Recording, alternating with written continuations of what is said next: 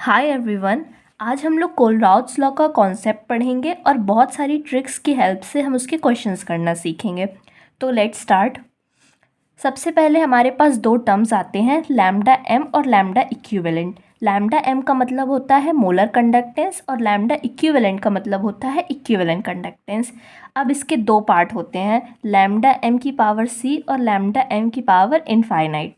Lambda M की power सी का मतलब होता है molar conductance at any concentration और लैम्डा एम की पावर इनफाइनाइट का मतलब होता है molar conductance at infinite dilution. Means उसका हमने वॉल्यूम इनफाइनाइट कर दिया है तो कॉन्सेंट्रेशन बहुत कम हो जाएगा, तो इसको हम यही बोल सकते हैं molar conductance at zero concentration. ठीक है। सिमिलरली इक्विवेलेंट कंडक्टेंस में भी ये दो पार्ट होते हैं। अब यहाँ पे हम एक बहुत ही इंपॉर्टेंट पॉइंट पढ़ने जा रहे हैं। यहाँ पे मैंने एक रिएक्शन लिखी है, CaCl2 give Ca2 plus plus 2Cl minus. अब अगर हम इस रिएक्शन को मोलर कंडक्टेंस के टर्म्स में लिखेंगे तो इसमें कोफिशिएंट यूज़ होगा, लेकिन अगर हम इसको इक्विवेलेंट कंडक्टेंस के टर्म्स में लिखेंगे तो कोफिशिएंट यूज़ नहीं होगा। जैसे कि यहाँ मैं लिखा है, अगर हमें इसका मोलर कंडक्टेंस निकालना है तो आ जाएगा molar conductance of calcium 2 plus plus, अब Cl माइनस यहाँ पे दो हैं तो 2 into molar conductance of Cl minus. लेकिन हमने यहाँ इस इक्वेशन में जहाँ पे हमें इक्विवेलेंट कंडक्टेंस निकालना है इसमें हमने कोफिशिएंट का यूज़ नहीं किया है। अब कोलराउट्स लॉ के 3 एप्लीकेशंस होते हैं, तो एक एक करके हम सबको पढ़ते हैं।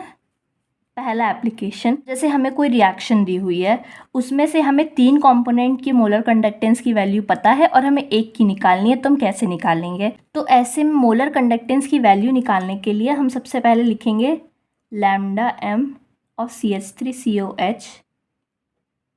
अब हमें यहाँ देखना है कि इस कंपाउंड में कितने पार्ट आ रहे हैं, मतलब एक तो CH3CO माइनस आ रहा है और एक H प्लस आ रहा है। अब यहाँ पे हमें ये दो कंपाउंड कौन कौन से कंपाउंड से मिल रहे हैं, जैसे कि CH3CO Na का CH3CO यहाँ पे यूज़ हो रहा है और HCl का H यहाँ पे यूज़ हो रहा है, लेकिन यहाँ पे NaCl का कोई भी कॉम्पोनेंट यूज़ नहीं हो रहा है। तो हम इसका और इसका मोलर कंडक्टेंस की वैल्यू ऐड करेंगे और NaCl की माइनस कर देंगे।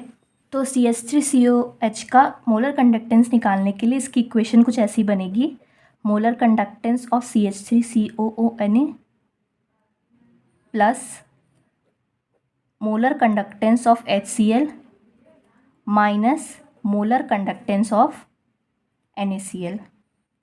अब इसके सेकेंड एप्लीकेशन पे आ जाते हैं, इसमें हम डिग्री ऑफ डिसोसिएशन भी निकाल सकते हैं। अब इसका फॉर्मूला क्या होता है, molar conductance at any concentration upon molar conductance at infinite dilution. Similarly इसका फॉर्मूला ये भी हो सकता है, degree of dissociation is equal to equivalent conductance at any concentration C upon equivalent conductance at infinite dilution. अब तीसरा application dissociation constant को find करने का आता है। अगर कोई भी वीक इलेक्ट्रोलाइट दिया है 1:1 टाइप का, उसका हमें डिसोसिएशन कांस्टेंट निकालना है, तो उसका फॉर्मूला होता है C अल्फा स्क्वायर, जैसे कि हम इक्विलिब्रियम में पढ़ते थे।